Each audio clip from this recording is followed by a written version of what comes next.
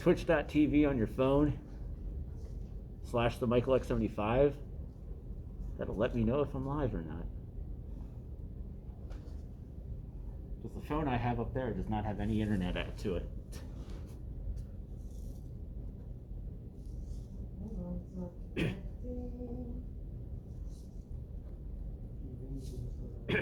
It's twitch.tv / the Michael X75.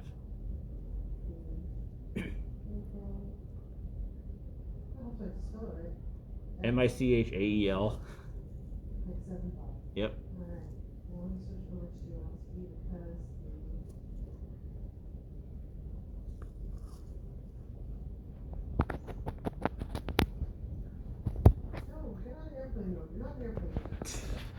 Totally in airplane mode.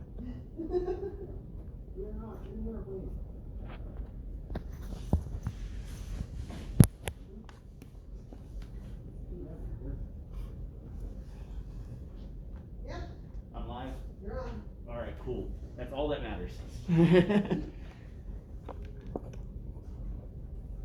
Oh wow, my stream elements actually just said I'm live. How about that? Thank you, stream elements.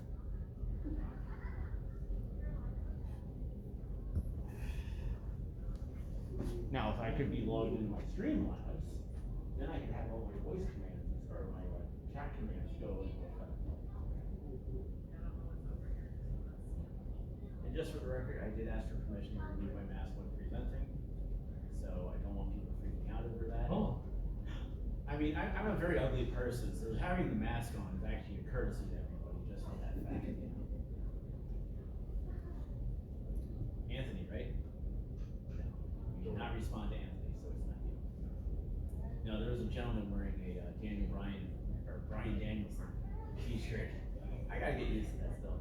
He was wearing a Brian Danielson t-shirt when my buddies and I were downstairs playing Joking Hazard last night, and he joined us. And he was very excited to hear the first wrestling match. Yeah, well, because some folks, when they was the previous contracts, they were putting to use the names that they were wrestling. So I know that. Oh. Okay, I thought they were confusing. No. Same guy, just going under a different name. Yeah. And WWE was like, yeah, you'll just be Dana Bryan. Although James Ellsworth found a way to get around it. Because he lied and said Ellsworth was actually his middle name.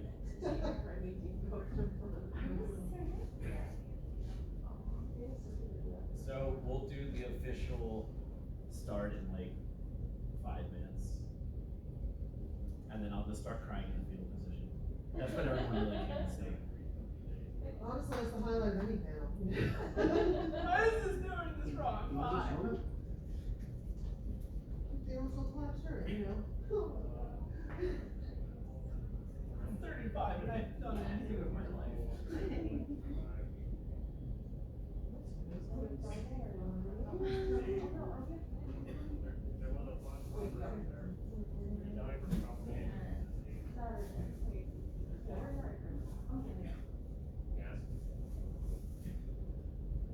Hello there. Hello. We're going to start in about a few minutes, guys.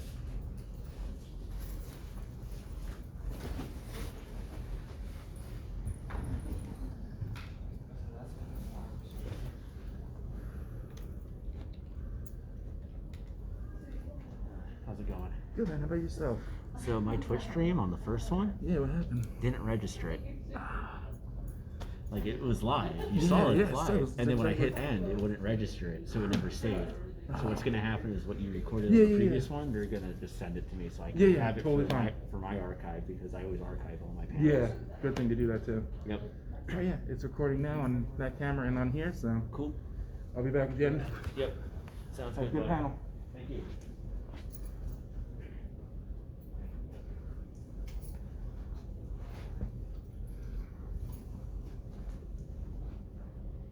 How the hell if it will just started now? Yay. I know you're excited. You showed up at the end of when I was interviewing Dizzy Lizzy. Hi everybody. How's it going? And everyone but everyone did look up at that point. How about that? Yay. It's great when you can do that. So Ladies and gentlemen, my name is Michael Lindenbaum. I'm actually from the DC area, where I do a wrestling podcast called Summerslam. I'll talk more about the podcast near the end, but I do this panel as known as AwesomeMania at AwesomeCon in Washington, DC, and we actually started traveling a little bit with it. We've taken it to North Carolina to Lotus Comic Con. Before we were supposed to do it this year, but because of the pandemic, I opted not to go because of vaccination rates being like very, very bad in North Carolina. Well, that county at least. I've been a wrestling fan since like late 2000, and we've normally I'd have a British gentleman with me named Ben Taylor, but he actually doesn't come up to DerpyMania. So yet, we actually talked about maybe him coming up next year. So yeah. How many people have actually been to the DerpyMania panel in the past? Nobody. Okay. Just to let you all know, guess how this panel works. Y'all dictate it. If you want to talk about AEW, we can talk about AEW. You want to talk WWE, we'll talk WWE. You want to talk about Ring of Honor and the news that just broke a couple days ago, we'll talk about that.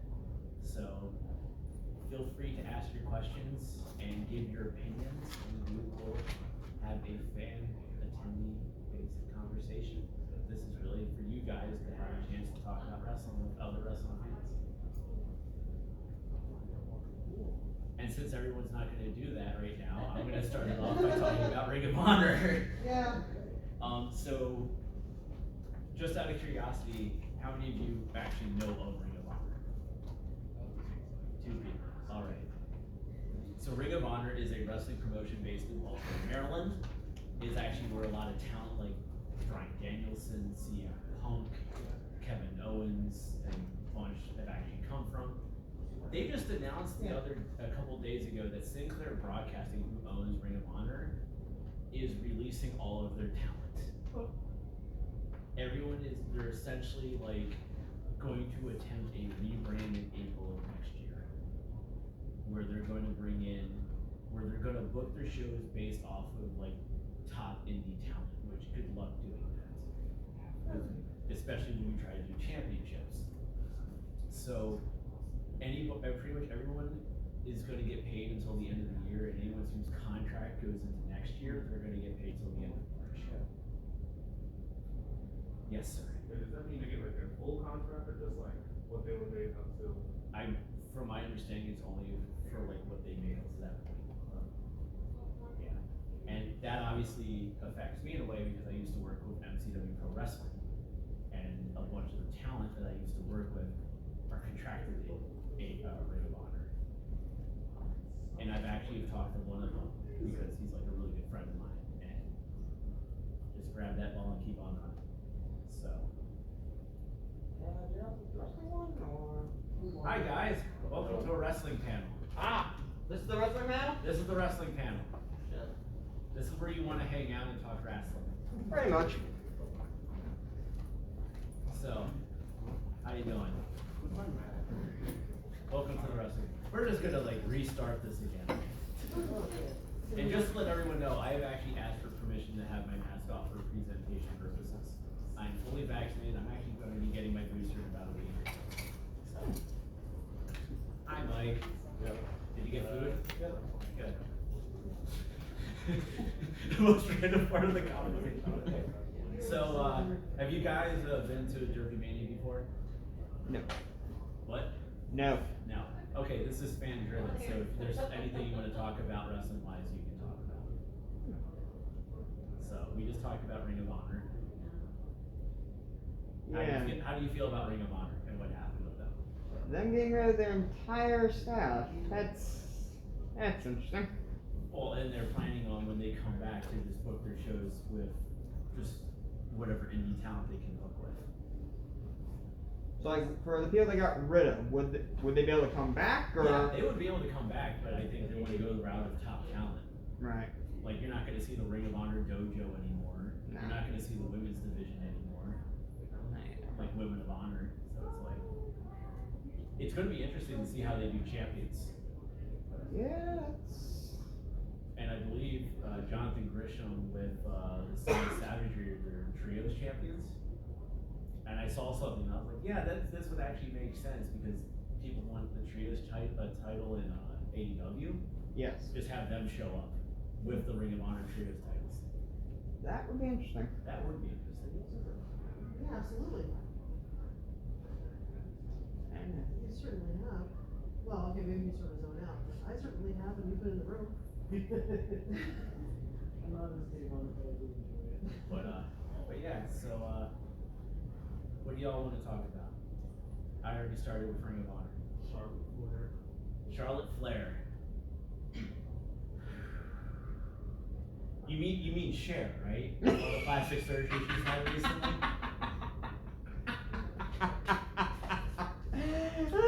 I've seen that joke.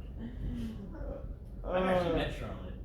I met Charlotte before, like I met her with Shinsuke Nakamura back in at Awesome Con a few years ago. And like she was really nice, but you can clearly tell that now with Charlotte, it's all in here now. She's trying to be like how a top guy is in the industry. They're always trying to protect their spot. Where it's like you've seen, I mean, we all saw the segment with Becky Lynch, Sonya Deville, and Yeah. hello, people. Hi. Y'all up for the wrestling? Okay. Yeah.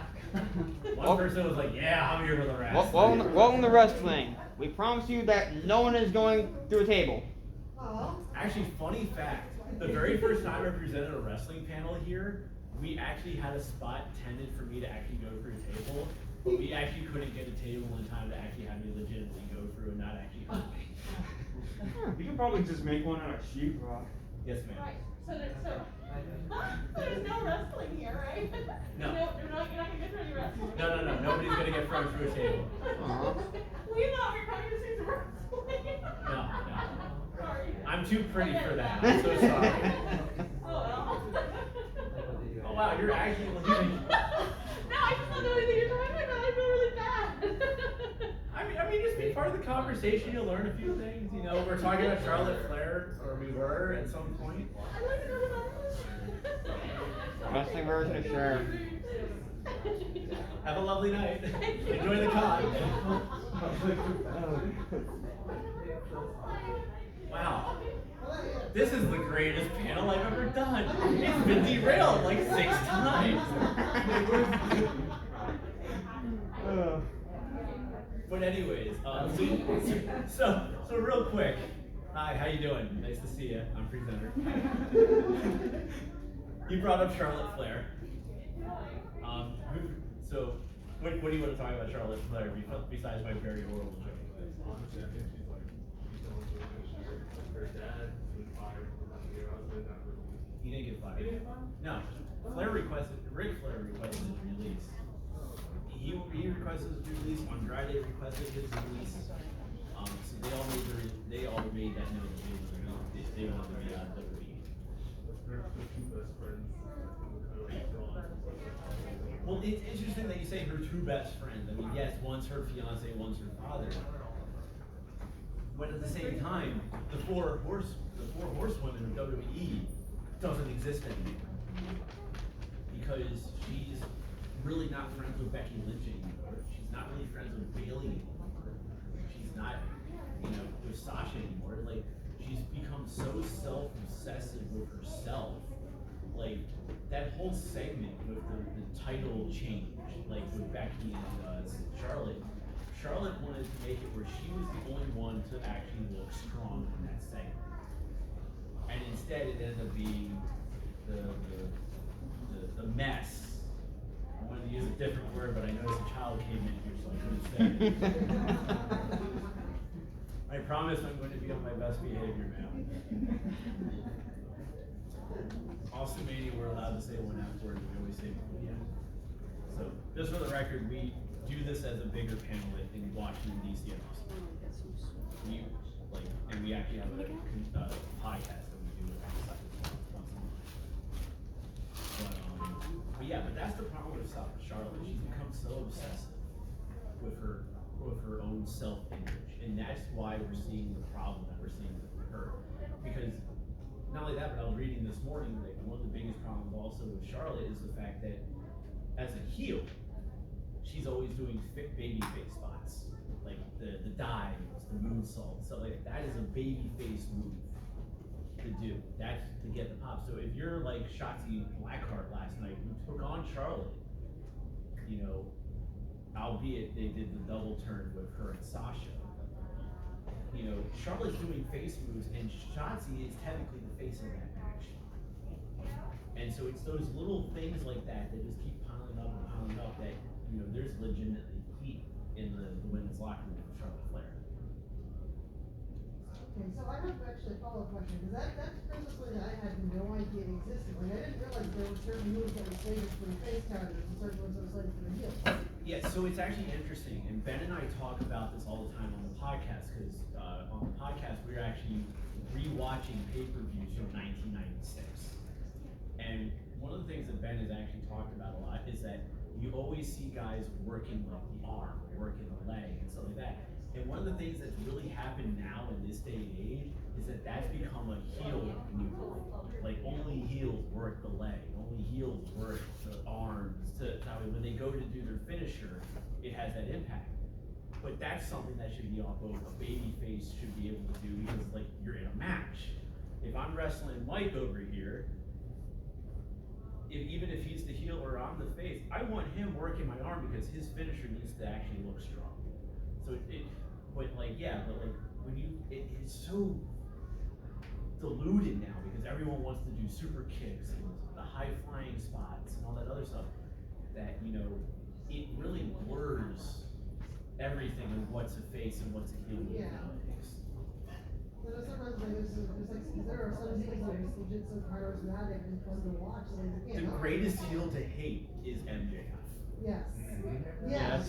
I've actually worked with MJF. It's like, oh, this persona is such a knucklehead. I just want to smack him. So I will say this, MJF is one person that I've actually worked with where I have actually felt like I had to up my game as an interviewer. Because I was interviewing him in preparation for, I think it was like the 2017 Shane Shamrock Cup that MCW does. And like I was interviewing everybody who was going into that tournament, and he was the only one that I really had to like up my game, because what you see on TV, that's like, he actually like lives the gimmick. He's that good. Wow. Like I love MJF, he's that good. I met him a few years ago. He went, we were looking at a picture. He's like, he perfectly told the cameraman, he'd half my face off. Yeah. So I got half his face in me in the picture. Yeah, no, like I don't have a picture of MJF. I just have in my archive interviews that I know of MJF, and it's like, but no, he's the real deal. And the scary thing is that he's still like, he hasn't even hit his most. I know. We're gonna see making a mess of things forever. And I'm sort of like dreading the time when they have to turn face. He's not going to turn face. Because here's the thing, he isn't going to turn face. We are going to cheer him like he is a baby face, and he's still going to be a heel. That's just how he is. Like, I'm sorry, there are people who are legitimate heels that just work that persona, and we'll just cheer him because we love it. It's just how it is. And then if Ben was here with me, he would go, well, you need to boo the bad guys. I mean, some of them, they're just like so delightfully skating that you can't help but like get a good laugh out of it at least. I mean, look at Roman Reigns. He's finally healed, and we love it. Like, we love the fact that Roman's a heel. Like, we've been wanting him for years, and now we're cheering him all the time. We're acknowledging him. Thanks for coming.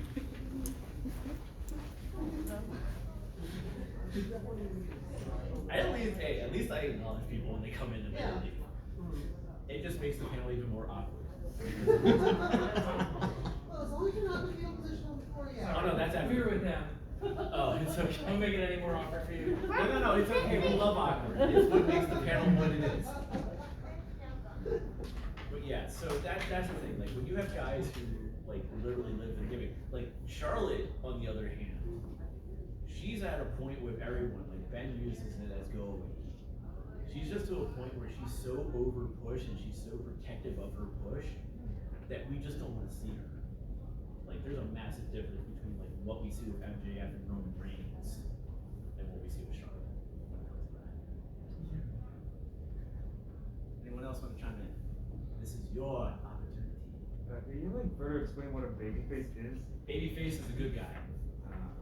Heel is a bad guy. Babyface is a good guy. So. John Cena. Yeah, John Cena is forever a babyface, except for the movies where he's a complete heel.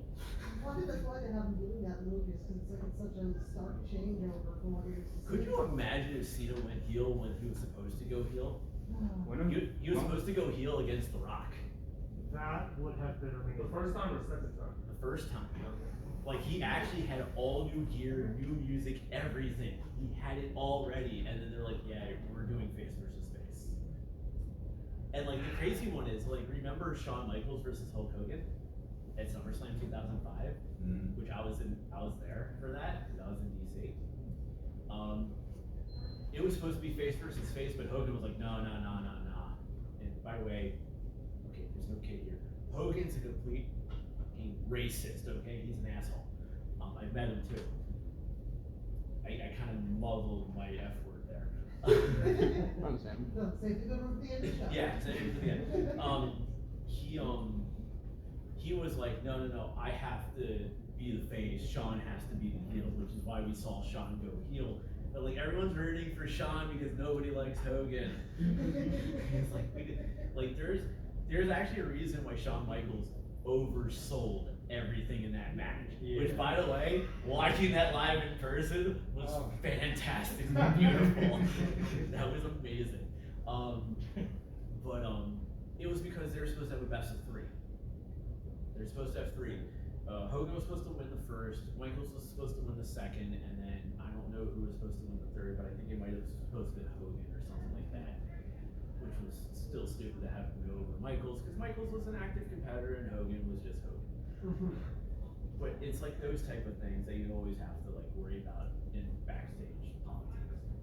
You know, that's a good example of like babyface and heel right there. In reality, Hogan was the heel when he was playing the face on TV.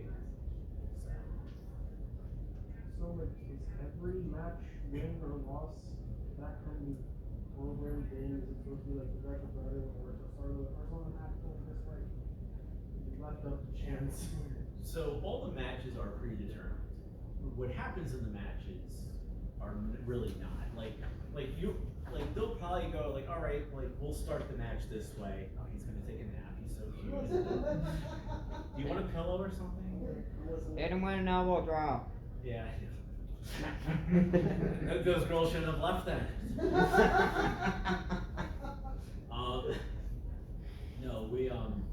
But no, what will happen is that, you know, you'll be told like, all right, Mike is gonna wrestle. What's your name, good sir? Jordan. So Mike and Jordan are gonna wrestle each other. You guys are gonna wrestle. You're gonna meet with your producer, and the producer is pretty much gonna tell you, all right, this is who's gonna go over at the end. So then you'll probably, one of the first things you'll probably do is like, all right, let's go over the finish. And then you'll go, okay, how do we want to open the match? And then you'll probably talk about, oh, I want to do this type of spot, I want to do that type of spot. So there'll be some conversation going like, oh, I'd like to do this, you know, how can we make it work and make sense? And but at the same time, get to where you need to get to the result that has been predetermined who's going to go over. Like obviously certain things will happen, like if somebody gets hurt, like when Lita at New Year's Revolution, Lita was supposed to retain over Trish Stratus and actually have a long reign. But she ended up blowing out her knee and needing to have knee surgery. They had to do a reversal on the spot and have Trish go over Lita.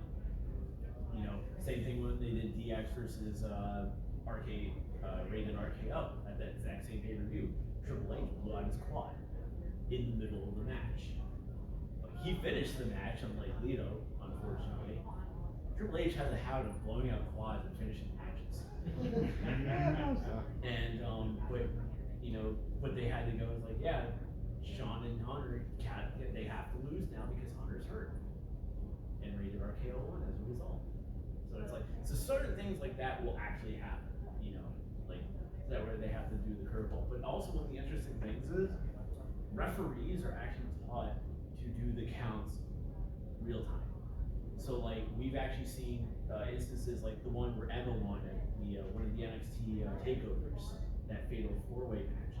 She wasn't supposed to win. Somebody was actually supposed to come in and actually break up her pinfall, but she actually got the 3 count because the referees are actually told count the 3. Unless somebody breaks it up or they kick out, count the 3. Same thing with countouts. Referees are supposed to do that full 10 count. That's just how they're supposed to do it. So you'll have things like that, and like you'll see like, oh, double count out. No. Hey, restart this match, type deal. That's why you'll see that on TV, because maybe that wasn't the desired end to the match. Actually, apparently was it Rampage last night or was it Dynamite? No, it was Dynamite, because it was CM Punk's first match on Dynamite. He took on Bobby Fish. Apparently, you can see in Punk's face after he won the match, something didn't go right in the finish. He wasn't happy. Normally when you win, you're all happy, like, yay, I won. You could see in his face he wasn't happy because whatever happened with the finish did not go according to plan. So you will see stuff like that. Another example, Goldberg versus Undertaker at Crown Jewel. Oh, good lord. Yes, sir. I was gonna say a great example of things going wrong was, Hold on real quick. I love your cosplay, good sir. Thank you. I want your picture after this panel's over. Sure, what time is that? At 5 o'clock. 5 o'clock? I'll be here. I love you, man. Thank you, man. All right, sorry about that. That was a great Power Ranger cosplay right there. I just had to call it out. I was gonna say, the Royal Rumble finish where the double. Oh yeah, Oh, we've seen it God, on that Batista. one. Yeah. Oh yeah, Vince McMahon comes out, blows up both Yeah. guys at the same time. It's like, Or funny as Just hell. sitting there in the ring all angry. and then they have like, pretty much carry both out the of ring, them. Yeah. Like I mean, you have that stuff, but that's what makes it real. Like let's be honest, that's what makes it real. Because there are things that you will never be able to control. Like you can't control when an injury is gonna happen. Like I play hockey. I do all the stretches in the world to get ready for a game. I can still get hurt. It's just gonna happen. I play a physical sport. It's the same thing with wrestling. They do all their stretches, they do all the training and stuff like that, but they can still get hurt because it's just the nature of the beast. So. Anything else anyone want to talk about? I mean, floor is yours. We still have like 45 minutes. Yes, sir. You were talking about Roman Reigns earlier. I watched during the Ruthless Aggression era. I stopped watching. Same here. I watched the Ruthless Aggression era. I stopped watching for a long time, came back, saw this guy Roman Reigns, saw everybody hated him. I thought it was hilarious, so I went and bought a Roman Reigns t-shirt. I'm like, this guy shows up, cocks his fist and punches people. It's so ridiculous. But then I stopped watching, and then I looked back and I saw he's a heel now. Oh, Why- it is why did they- amazing. Why did they take so long to do that, you think? Was it just stubbornness, or? So I think one of the big things for Roman. Thanks for coming. Bye. I love acknowledging everyone. I think the biggest thing with Roman is that I think the thing that helped him go heel was when the pandemic hit and he took time away because of the pandemic, because he is a leukemia survivor. He does have a compromised autoimmune system.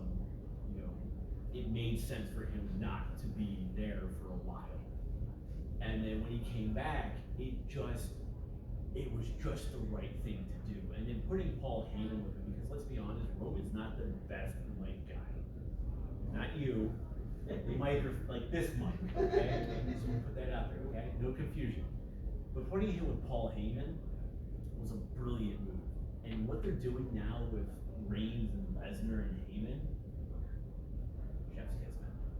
I think it also helped that, there were no fans in attendance, so, they could, Yeah. stop it without, fear of, if it doesn't work the first time, they'll never work now. Yeah, well, not only that, but get rid of the piped in noise. But it actually worked.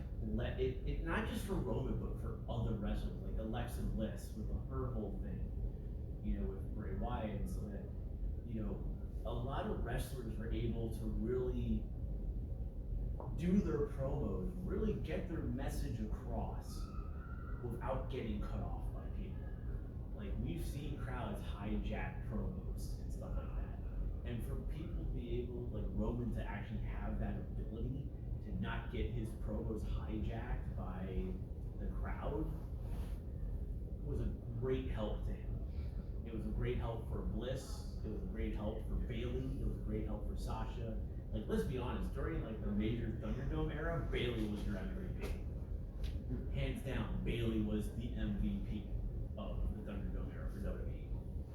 And it was because she could literally turn herself to 11 and not worry about a crowd hijacking promos. And it also allowed us at home to actually hear what they're saying and go, the cow is right. That, I get that. You know, and it helped us as an audience. And it's just a shame that you're not gonna get that anymore, unfortunately. I'll say that this way, because as a person who started watching during the pandemic and watching stuff that's happening in empty event arenas, you know, it's like, now that they're actually showing stuff in crowds again, I'm getting so sick and tired of the chanting while people are trying to do promos. It's like, they just let them talk, they have a script to get Hey through. man, wrestling fans have gone like, what, 18 months without being in an arena? Oh, no, but I'm spoiled.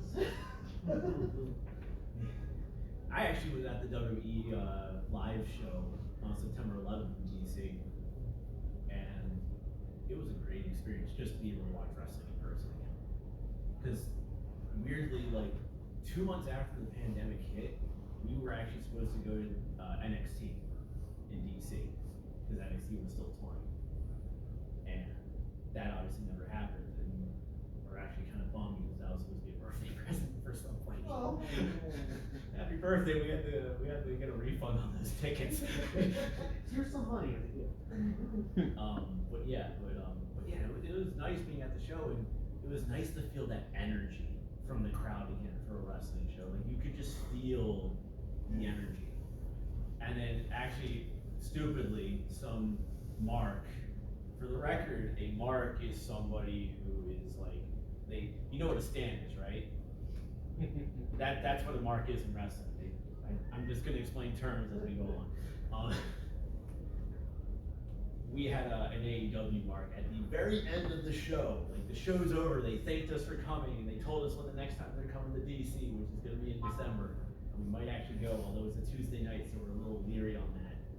But it's Christmas week, so we might still do it. Just go. But the guy, this one guy literally started chanting AEW, AEW, AEW. We're like literally going like, really? That's horrible. Really? It's like the crowd was hot for the show. Like the good thing about how many of you have actually been to? I know you haven't, so I'm not gonna, but how many of you? Hey, you just got into it. It's okay. Yeah. You're good. You're okay. How many of you have actually been to a live wrestling show? So. Well, yeah, So like you know about that energy, you know about how that crowd can be. Like, have you been to a Raw SmackDown? Raw SmackDown, Raw SmackDown. So you've been to both a house show and a tape. So you know what the difference is between the two then, because what we see on television is not what we're getting at the live shows. The live show, here's the card. You know, here's the card. Like we had Seth Rollins versus Big E. And this was actually the Saturday before Big E cashed in the Money in the Bank for to become champion. And like that was the most, like if you saw that match on TV, it would be more of a serious match. It was the most cheesiest match at Capitol Arena. It was so cheesy, it was so fun, like everyone was into it. It was just so exciting. But then, you know, we talked about the AEW market at the end of the show, AEW, and it's like, the problem is that if that was a televised match like that, all the AEW fanboys would just be crapping all over it, yet that's what we see on AEW. Double-edged sword. So. Okay, so make sure you're chanting the right place at the right time. That obviously was neither. Well, I think that guy just wanted to be a jerk. Yeah, it's most likely. Which is really disappointing because like I said, it was a great show from start to finish. Like we had great matches and everything. And then you had this one guy going, AEW. And I'm like, really, dude? Like we just had great wrestling. This is what you guys have been complaining about. You know, this is what you want to see from WWE, and now you're doing an AEW kick rocks. You know. So He looks so painful. Odd question. So obviously it's one faces and heels. Is there anyone that can be neither, like some sort of? Yeah, there's definitely people who are tweeners. Like, I mean, oh god, who's a good example of a? Randy Orton, no? Yeah, Randy Orton in a way. A lot of Not times right, it's just not right, Randy Orton. not right. You can't say that for Orton now. Orton right now is just a straight up face. Like, he's probably not like a super baby face or anything, but he is a face because of his team with Riddle. But like, one can say that Charlotte's trying to be a tweener. I don't know. Maybe, yeah, you can't have people who are just like kind of like in the middle, like stuff like that. Sometimes the fans will just want you to be a face, sometimes the fans will just want you to be a heel. So, like at the end of the day, us as fans will dictate it. So. Brock, you kind of in the middle right now. What was that? Brock, they're probably in the middle right now. Brock is face. Yeah. Brock is hands down face. He's not middle. The only person who could pull that was Stone Cold. Nobody else could pull it. Yeah, definitely Austin back in. Stone Cold is the only one who can actually pull it 100% because you never know which way he's going.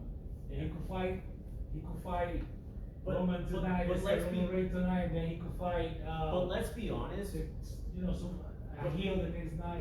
But let's be honest though about Stone Cold, because that's actually what we're kind of real. That's the real reason why we changed our podcast format for Austin Mania, because of like the 25th anniversary of Austin 316. When Austin hit the 316 line at King of the Ring, people popped and you start seeing signs and stuff like that. But he was still a heel. So at this point, from 1996 King of the Ring to when he faces Bret Hart at WrestleMania in '97, he's technically a tweener at that point. But once he has that match with Bret Hart, it's a double switch. Bret goes heel, and Austin from that point on is a face. So people see him as a face, but you need to understand the moment he actually did a stone into Mr. McMahon, that's when he broke that and he became a double-edged sword. You know what I mean? Like, Well, not really. it was like technically what everybody wanted to do. Yeah, but the thing about the boss. Well, yeah, that's what made him so relatable. Exactly. He's a face because he's like, even the Yeah, blue-collar hero. but the thing is that what put him over into the face territory was the match with Bret. But then when he stunned Vince, he wasn't just a face anymore. He was a super baby face. He was like Cena for us, you know. Yeah, like I never Austin. saw Stone Cold as a Cena because I can tell you said that no matter what stage of his career, I could see Stone Cold facing anybody. Yeah, And to me, he could still get it back from the people even if he's working as a heel. You know, still like him. He had a pretty bad heel run. I mean. yeah, he did. Like his heel run wasn't the greatest. Yeah, it was kind of goofy. That's why. See, the problem is that when he went heel at WrestleMania X7, like it wasn't the best executed heel turn. And sometimes the best turns are natural, like the Bret Hart Stone Cold, or like last night on SmackDown with Shotzi Blackheart and Sasha Banks. They flipped Sasha and Shotzi last night, where Shotzi is now a heel and Sasha's a face. You know, it's stuff like that that makes it more natural. And nobody really wanted to, and like the biggest reason why you can say like the thing with the heel turn, nobody wanted to accept it. It's like the thing that I said a few moments ago. Us as fans really dictate what they become, a face or a heel. Even if, you know, they don't want to go away from being a heel because they can do very dastardly things and have fun with it. Because realistically, heels can just turn themselves to a level where baby faces are more constricted. But Austin's that rare face that can pull that off and like be a face. Like I can see what you're saying, but realistically, and I'm saying this as somebody who's currently watching the old product of '96 and moving forward, Austin right now in '96 is a tweener. Because he hasn't had that moment yet, because everyone's cheering him, but he's not acknowledging the fans. He's still being a heel, but he's also kind of soaking it in a little bit at the same time. And it's just that build of him going from heel to face. Like he's in that tweener phase, like where we are right now. Like we're about to do Summerslam '96 in a couple of weeks to record. You know, he's still in that place right there. It's not like with The Rock where they brought him out right off the bat as a baby face and we all just went, you can die now, Rocky, you know? So it's really hard, but like I think with AEW has that thing of like, it just took a picture of me. AEW, Natural. I know, AEW has this thing where Cody has claimed that there's no such thing as heels and faces. But it's so obvious who's heel and who's face. Like, I think honestly AEW has more tweeners than WWE does. WWE has it more straightforward of who's a face and who's a heel than AEW does. Well, Like- that also, like, a lot of stuff with when things happen to make you sympathetic towards people, like, for instance, the entirety of the Dark Order suddenly got shifted out of heel mode the minute that, the Brody Lee. Brody died, yeah. Yeah. And it's like, ever since then, it's like they kind of don't wanna set them up as any sort of heel situation, but at the same time, they're like, oh, Well, hey, they were actually. Yeah. They were because they're No, I know, doing. because especially like in the time when they had like when they were beating up on Cody, for a little bit, that was like massive heel moves, and then, you know. But if you later- look at post Brody, like in the last couple months, you actually with the little civil war going on within the Dark Order, Yeah, you knew who your heels were, you knew who your faces were within that actual civil war. And even though it was a short-term thing, you know, it worked for what it needed to do, which was to ultimately reunite the Dark Order. You know, so it's like, and all that just the background. but let's be honest, once situation, too. Brody died and then they did the Brody Lee show, they've been face ever since. Yeah. They are realistically faces. Although I would like to see them go back to heel. I don't think that face mold works for them. I mean, like, but here's the funny thing though. Even when they're heels with Brody Lee, they were technically faces if you watch their Being the Elite stuff. Because all their Being Elite stuff was comedy gold. Mhm. It was hilarious. It Especially made John you Silver. like them. Especially John Silver, like, Oh, yeah. it's just, it's like, I don't think he's designed to be any heel, to do any heel stuff. And that's the thing. It's like if any team could be a tweener, it is them. Because they could be heels in the ring and then their faces on Being the Elite, which I still think the fact that they put a lot of their storyline stuff on Being the Elite and not actually on television is really stupid. Yeah. Because let's be honest, I don't watch Being the Elite unless Ben sends me something at a certain timestamp and goes, I need to watch this segment. That's literally the only time I ever watch Being the Elite. You probably captured everything through all the watches. Well, yeah, I mean, yeah, still, even just 3 hours televised, I mean, there's a lot of stuff storyline going on, you can't fit into the. Well, the other, well, it's not, well, the real problem that they have is like, anything that's involving the Elite itself, outside of what they're putting on Rampage and Dynamite, you have to watch Being the Elite to know the full story to what's going on Yeah. with the Elite. And I think that's just bad booking in general. So. I guess if nothing else, it's All right, random question. So, you said obviously accidents happen throughout the year. Like, have there ever been any accidents so, like, serious or like fatal accidents? Owen Hart. I mean, I don't know anything about wrestling, so. So, what, it was Over the Edge 97, I believe. Owen Hart was doing the Blue Blazer gimmick, and actually there is a documentary on it from Vice that's a Dark Side of the Ring episode. I believe it's actually a two-parter. Oh, yeah. Yeah. I actually just watched everything up to episode 7 of season 3 recently because it's all up on Hulu. And he was supposed to come down from a careener, and the careener broke, and he just hit the turnbuckle, and he died. Wasn't it more of like that someone did a move on someone else's attention? Yeah, Oh but yeah, D'Lo Brown did I believe a power bomb to Draws, and Draws is paralyzed from the neck down. And Pedro Valle Jr., Rey Mysterio killed him in the ring. With a Yeah. 619 In Mexico. in Mexico. So what happens legally like that? Related to charge? Oh, well, they say he already had neck problems. And I when mean, he failed, it's they a said very when he came back, very it was just like, touchy on that you know, type like of stuff. automatic, Like, it wasn't really. I mean, some of that stuff, like, and he asked like what happens like post that, like what's the legality of things. But it's very touch and go. Like that's really the best answer I can give. It's really touch and go when it comes to that stuff. Like obviously the thing with D'Lo Brown and Draws, that was an accident. Probably the thing with Rey Mysterio was an accident. You know, accidents happen. There was actually during the pandemic last year, I think it was a Mexican wrestler. He was wrestling and he broke his neck and he just died. Like, it just, oh no, he didn't break his neck, he had a heart attack.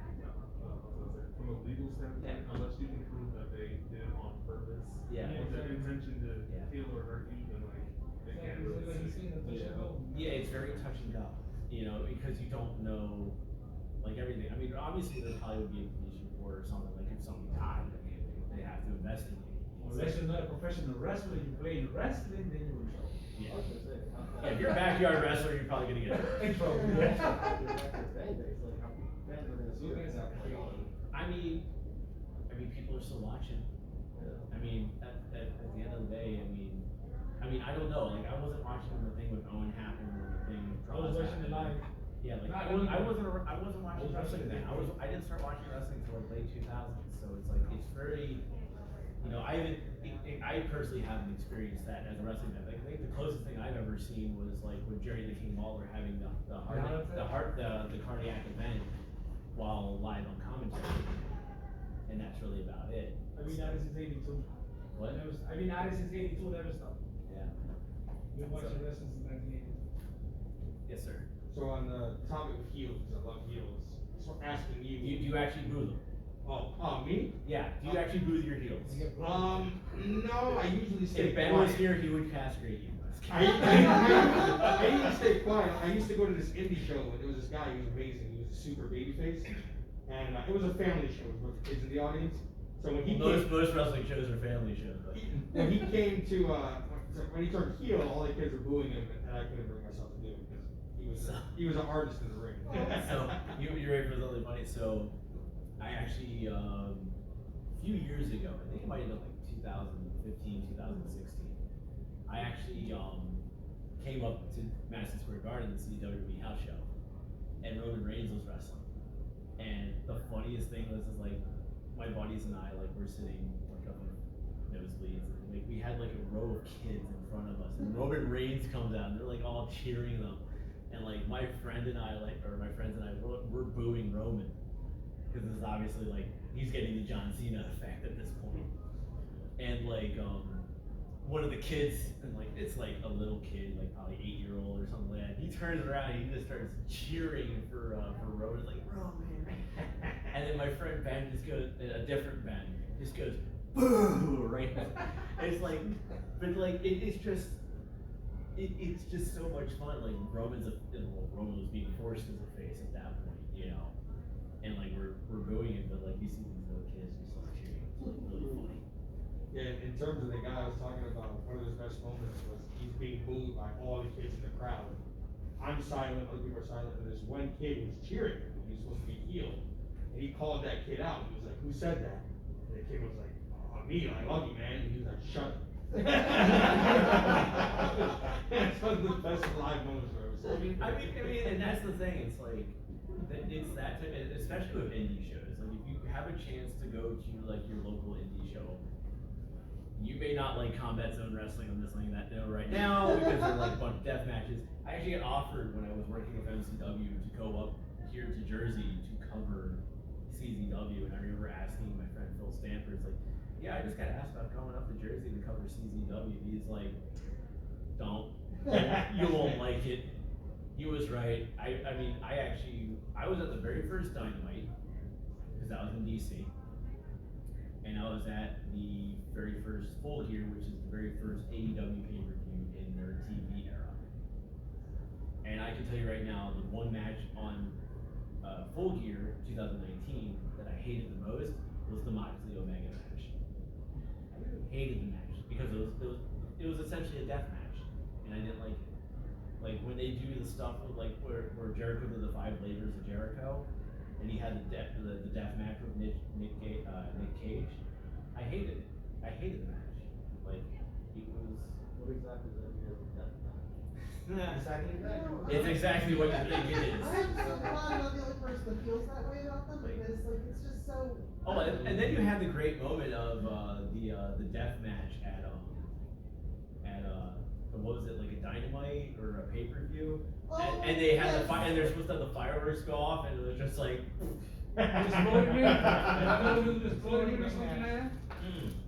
Yeah, the exploding ring match. Yeah. Yeah, and it was just like, it's gonna explode. Wow, I just went off a fart. You're welcome, AEW. But yeah, but I that's. remember watching that and just cracking up. I don't watch live AEW because I'm not really turned on by AEW personally. Like if AEW comes to DC or Baltimore, I'll go to the show because my friends and I, we like to just take in live wrestling, and like I do actually like the wrestling that AEW does. The thing that turns me off about AEW is Tony Khan and all the constant WWE bashing. Forget about WWE and do your own thing. There's a reason why WWE is still getting the views and the people buying tickets and stuff like that to their shows. It's because they aren't paying attention to what everyone else is doing. They're paying attention to what they're doing and to their audience. And unfortunately, the problem that AEW has is that they have an audience that wants to constantly crap on WWE. And the problem is that eventually, WCW will show you, come back to bite the ass. And that's a strong enough product that they don't actually need to. Exactly. I mean, look at like the four pillars of young guys that they got. You know, MJF, Darby Allin, Sammy Guevara, and Jungle Boy. You know, that's your future right there. You know, you don't need to be bashing WWE when you're building those guys up. I mean, you have a good tag team division, which, let's be honest, the ranking system for the first couple of years that they've had has been a complete utter joke. Like, you gotta make the ranking system actually mean something. And I think they're finally starting to do that in AEW. It's like, why do you wait like 2 years, why do you wait 2 years to finally make the ranking system mean something? You know, have it make sense. It's like, I think that the times that I was watching, I think only 2 times I ever heard the rankings mentioned on Dynamite TV, and it was both for women's matches. So. Yeah, then also they mentioned more like in Elevation and Dark than they do on their TV. Yeah, and that's the thing. In Elevation and Dark are on YouTube. They're not on TNT. They're not on TBS. Well, soon to be TBS. Yeah. I laughed so hard when that happened. Because I'm a hockey fan. like. Oh, so it's for hockey then? That's why it's changed over? Okay. Yep. So what happened was the last, not this week, but the previous 2 weeks, Dynamite was shifted to Saturday because the NHL was doing double headers. Because TNT has a contract in the NHL now, or has part of the contract in the NHL now, because ESPN has the other half. Starting this past Wednesday, all the way until the end of this year, you're gonna have Dynamite from 8 to 10, and then from 10 o'clock to like 1 in the morning, you're gonna have the West Coast game from the NHL. And then starting January 5th, the NHL is gonna start going back to doing double headers on TNT. Because Wednesday night hockey is always 2 hockey games. You always get a 7 p.m. game or a 7:30 p.m. game and a 10 p.m. game. That's how it works. And the reason I laughed about it is because of the whole notion of that there's a war between WWE and AEW. There was never a war between NXT and AEW Dynamite. That's just what they want you to think from AEW side. Because the reality is that NXT was actually moved to Tuesdays because of the NHL. What a lot of people don't know is that the NHL was on NBC.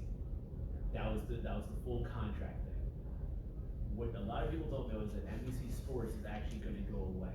Like NBC Sports Network is going to go away by the end of this year, and all sports content is going to get moved to USA Network. So the original plan, because NBC was still negotiating until TNT came in, they were going to move Wednesday Night Hockey to USA Network, which meant NXT could not be on Wednesdays anymore.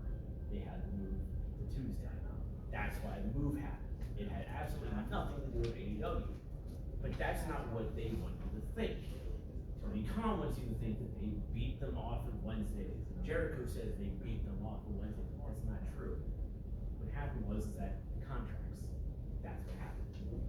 And so when the whole thing with, TNT and the NHL happened, now Dynamite's getting the boot off of TNT and getting moved to TBS now, I laughed. Because you did this whole pomp and circumstance flaunting of this thing, and you guys just got bumped off of a major network. And hockey wins. For hockey, yeah. At the end of the day, hockey still wins. You know. Says the guy in the hockey jersey. It's just how it is. You know, and that's the reason when I'm turned off by AEW. Is like, I think they have amazing talent. I've been loving the stuff with Serena Deeb and Hikaru Shida. Yeah. Like, I've been loving the stuff of those two. Like, but yet again, I've also loved Serena Deeb for a long time. Hikaru Shida has been like one of the ones that I really gravitated to once I saw her with AEW. Like, there's so much great stuff that's going on with them. They just have to like eventually just get out of their own way and just stop focusing on WWE. If they can stop focusing on WWE, bashing WWE, and just focusing on their own products, and just take all that WWE name dropping and bashing off of the air and just focus on what they're doing, I probably would watch it. Just not right now because it's hockey season. I'll just keep following on Twitter. Say about AEW, like, yeah, they do have some great people right now, but then they also do to bring more people in from the beginning. And then it's hard to just get a focus on what they are. I hope Wyndham, Rotunda, only Bray Wyatt. I forget what Braun Strowman's new name is. I 100% hope they sign with Impact. Because hands down, possibly the best product on TV right now is Impact Wrestling. And I'm legitimately concerned, I've expressed this before, I'm legitimately concerned about Impact because their relationship or their partnership with AEW officially ended at Bound for Glory. And because like once Josh Alexander, my bad, that might kill me for messing that one up. I love Josh Alexander. It's not like Jason Alexander in the ring now, is it? George Costanza in the ring, ladies and gentlemen. But with Josh Alexander winning the title, you know, and taking off Christian Cage, that was the official end of the whole AEW guy showing up at Impact and Impact guy showing up on AEW. Like the door is still open for them to do stuff down the road. It's just that the stuff that they started like in December of last year and worked up to now is just done. And the concern that I have is that how will viewership be for Impact moving forward now that you're not going to have an AEW audience because AEW guys are not going to be able to show anymore. Because if you remember the very first Impact that was when it was still on Twitch, they were going on about, you know, they had Kenny Omega coming on because he just won the AEW title and they're making a big deal that he was going to show up on Impact because of Don Callis and stuff like that. The entire show in the comments on Twitch for that Impact was give us Kenny, we don't care about anything else, just give us Kenny, give us Kenny, give us Kenny, give us Kenny. We don't care about this, give us Kenny. So everyone was pretty much dismissing what everything that Impact was doing. They just wanted Kenny Omega. Hopefully some of that has changed. I don't know because they don't do it on Twitch anymore. But like Impact probably has the best product right now out of the three promotions. So I'm glad people didn't try to put me on the stage for that one. So alright. We have 12 minutes. So any other comments, thoughts? I'm not stupid questions. You're out of stupid questions? It's okay, we'll drop another one in there. Yes, sir. Like, okay, so WWE did a little Queen of the Ring tournament of like over the last couple of months. Liv Morgan should have won. That was a really short match time. So Yeah, I know. I think they said that the entire Queen's Crown tournament lasted like 10 minutes. Yeah. Which was really, but yet again, the Bianca, Sasha triple threat at Blood Money, that's its real name, Blood Money. I think that match went like, what, 10 minutes or something? It went the length of the actual tournament itself. My question was like, what can they do to fix the women's like division? Get rid of John Laurinaitis. You give him time. Yeah, exactly. The biggest problem right now is that John Laurinaitis is back in charge of talent, and we all know what John Laurinaitis sees in women's wrestling. He doesn't see anything in it. He just sees heels. He doesn't see women's wrestlers. So that's the number one thing. Like, before we found out how much of a piece of garbage Canyon Ceman was, like, he was a big reason why the women's wrestling got so big, because he was going out actually getting women's wrestlers and stuff like that. And like Triple H was a big responsibility too, which hopefully, he's recuperating very well from the heart surgery that he had here. That's the man who's gonna be running things. And if we can get him to have this full vision, WWE is gonna be the place to go for a lot of people. Yeah, for that Vince needs to die. Unfortunately, Vince is not going I away. mean, as much as me and everyone else hates hearing people say that. No, it's not how. No. He didn't have it, it's just the fact that he won't go away. Oh, no, and I agree with that sentiment. It's just, I think it's just a topic, I think it's just a talking point now that people are just tired of hearing, I guess. Yeah. Because it's like, you're essentially, think of it from this perspective. You go, oh, well, Triple H will eventually take over when Vince dies.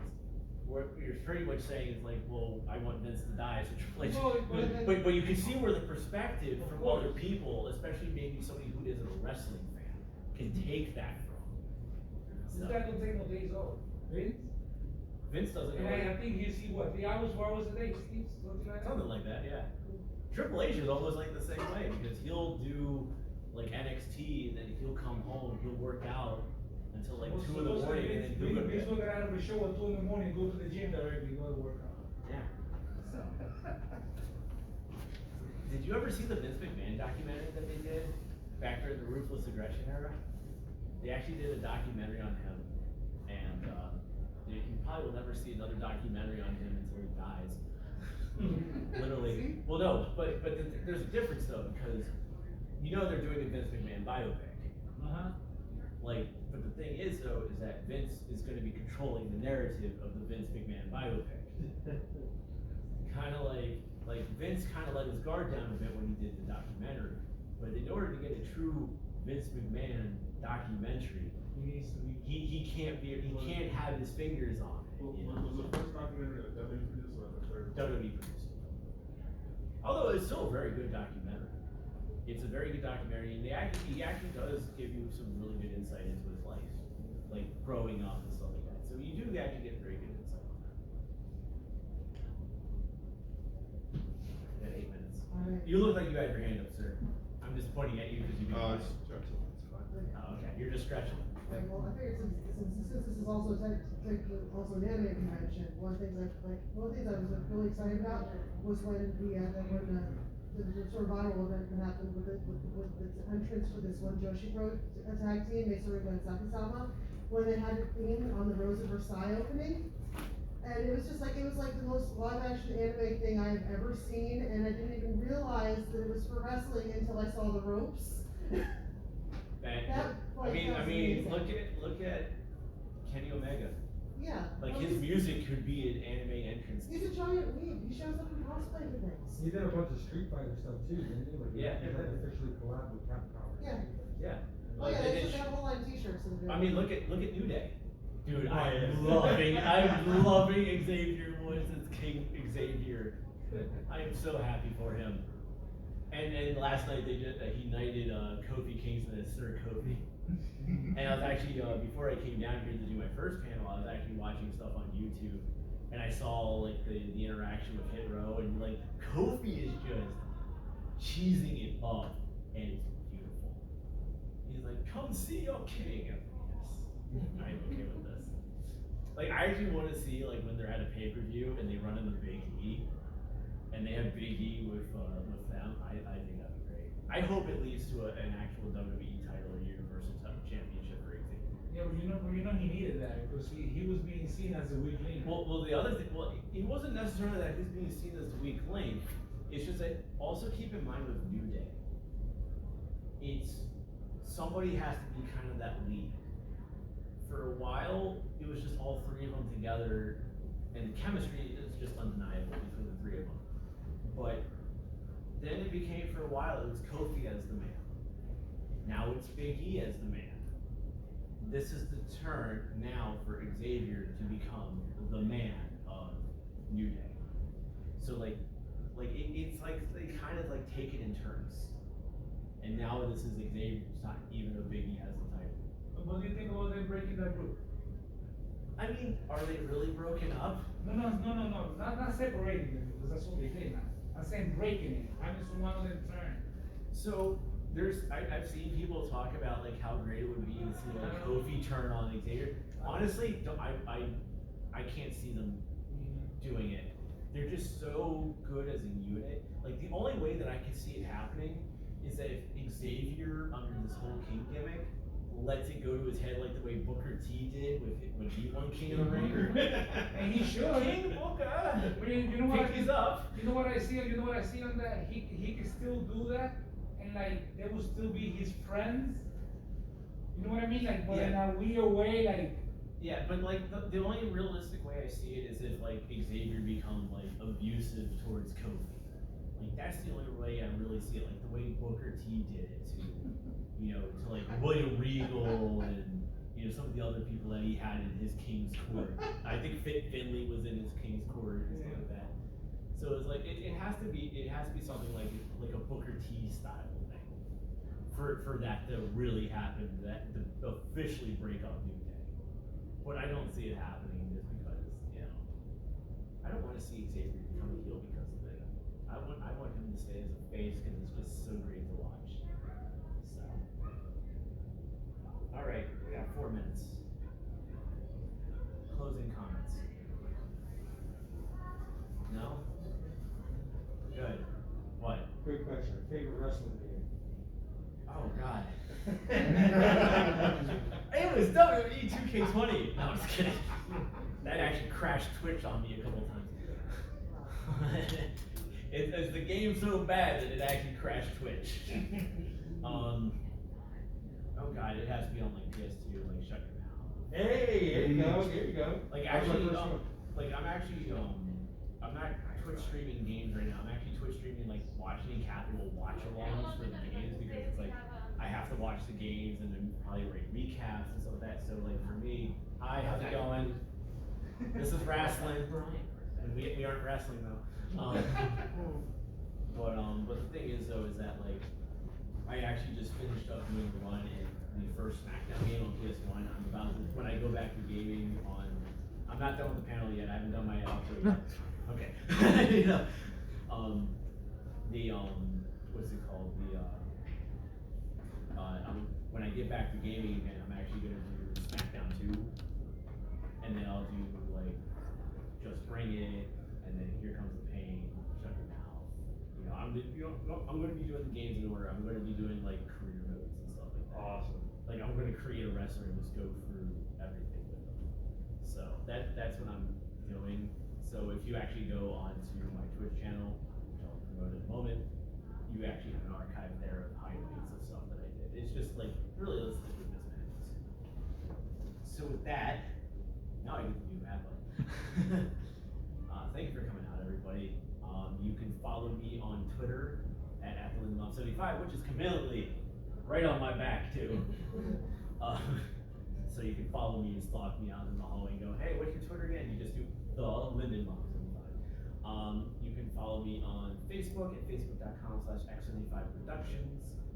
Twitch, doing the gaming thing or whatever the hell I'm doing. I'm actually streaming this on Twitch right now at twitch.tv/TheMichaelX75. That's a lot easier than my Twitter handle. And then everything is also on my website at txhthockey.com. Yes, it's a hockey website, but all my other stuff is on there. I do a Power Ranger podcast called Voices from the Grid, where Ben, Brian, Sasha, and I review episodes of Power Rangers. Every Wednesday we have a new episode coming out, and we are actually in season 2 of Mighty Morphin right now. I do a wrestling podcast called Mania, which right now, next month, we'll be doing our Survivor Series 1996 episode. Stay tuned for that, because it'll come out on my Twitter and on the Facebook page, and obviously on the website. That is a watch along. So essentially, you put us on in the background, and you watch the pay-per-view, and you listen to us riff on the pay-per-view. So it's just fun. It's different. It's entertaining. And then I do the Experience, which is the convention-based podcast. I have already done an interview with Dizzy Lizzy, right before this, I'm actually about to go interview Danny Mills. That will be up on my Twitch channel and stuff like that. So you can watch me live at 5:45 interviewing David. And then, yeah, I do other stuff, but everything's up on txhd.com, so you can just find me on there. So with that, ladies and gentlemen, boys and girls, this has been DerpyMania 4. Thank you for coming out. Enjoy the rest of your DerpyCon weekend. Please don't bum rush me because I actually have to pee really badly. That's why I've been crossing my legs like this. Yeah, find a greener one, Yeah, and I will be on the floor. Feel free to chat with me about wrestling. I will gladly talk with y'all. Thank you for coming out, everybody.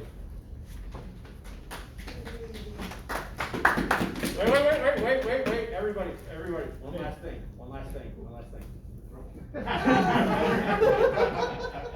What did you say your podcast was called again? Awesome-mania. You're fantastic. Austin? Awesome. Okay. Yeah, here, give me 1 sec.